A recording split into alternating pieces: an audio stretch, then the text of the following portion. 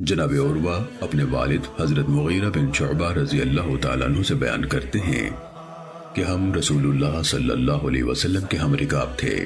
میرے پاس پانی کا برتن تھا۔ آپ قضاء حاجت کی غرض سے نکلے، پھر ہماری جانب واپس آئے تو میں پانی لے کر آپ کی طرف بڑھا۔ میں نے آپ کے ہاتھوں پر پانی ڈالا، آپ نے اپنے ہاتھ دھوئے، پھر منہ دھویا، پھر آپ نے اپنے بازو آستینوں سے نکالنا چاہے، جبکہ آپ نے جبہ پہنا ہوا تھا۔ وہ رومی جبہ تھا اور اس کی آستینیں تنگ تھیں، اس لیے آپ کے بازو نہ نکل سکے، تو آپ نے جبے کے نیچے سے اپنے بازو نکالے۔ پھر میں جھکا کہ آپ کے موزے اتاروں تو آپ نے فرمایا انہیں چھوڑو۔ میں نے اپنے پاؤں ان میں ڈالے تو یہ دونوں طاہر تھے۔ پھر آپ نے موضوع پر مسح فرمایا۔ عیسیٰ بن یونس نے کہا کہ میرے والد یونس بن ابی اسحاق نے کہا کہ شعبی نے کہا مجھے عروہ نے اپنے باپ مغیرہ کے متعلق گواہی دی اور اس کے باپ نے رسول اللہ صلی اللہ علیہ وسلم کے متعلق گواہی دی۔ اس توضیح سے مراد حدیث کی توثیق مزید ہے۔